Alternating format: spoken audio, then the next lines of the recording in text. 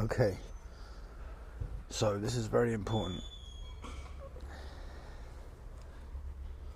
France yesterday, and supposedly what we're seeing is people protesting against having to have certificate of jab, okay, to get into public places like restaurants, etc.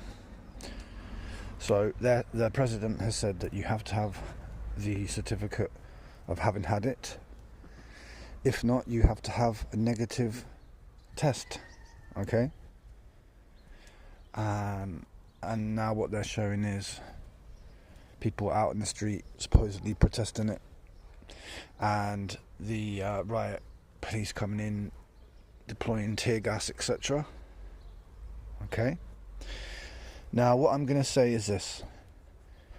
The reason why they're protesting, if it's genuine, is obviously a good reason. However, it's not the best method to employ. Okay, basically what the people want to do is you want to get together, okay, all the people who oppose this, you want to get together and you want to say, we are the consumers and we are not going to, be spending money in these businesses, right? Because obviously we're not going to have the test done or the certificate, right? So use your people power. Businesses are not going to want to go out of businesses, so they might see what they can do. They might come to some kind of agreement. But by doing this sort of stuff here, you play into the hands of the elite. And for all we know, the people who are sort of instigating trouble on these marches are undercovers anyway. And you see this guy, he's got a French rugby top on, I think it is, or something. Could be wrong.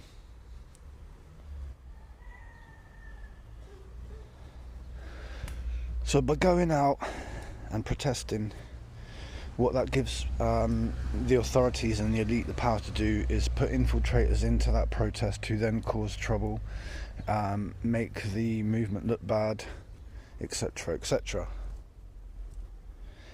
So the best way is to come together as a group of people who are against this and find a way to make either the government or the shops, etc., come to some kind of agreement.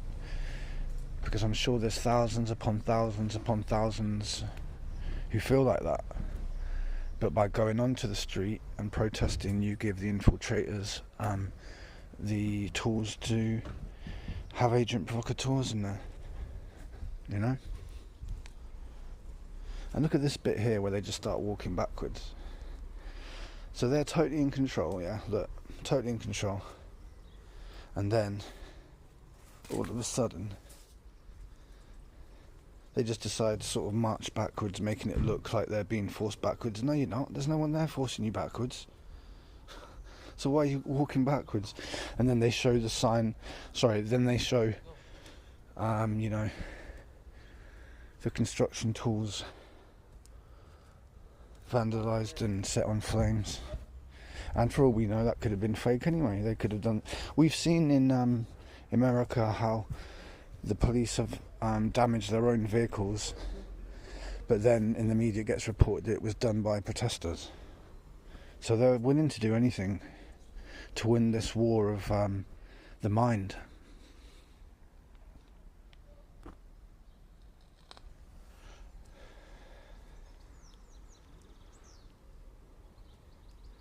But the reason why I'm looking at this now is because this could be us in the next couple of months. This could be Great Britain in the next couple of months, okay? So we need to see what's happening in other countries and try and make plans accordingly, okay? People power, okay?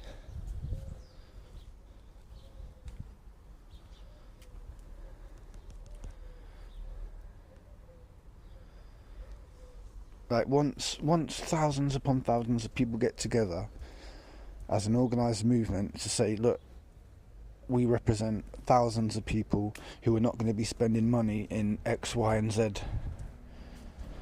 then, Something's got to happen. But by going out on the street and protesting, you allow the infiltrators to get in there and do all kinds of things to discredit you. We're having it in England at the moment. Hundreds of actors staging events to make us look bad.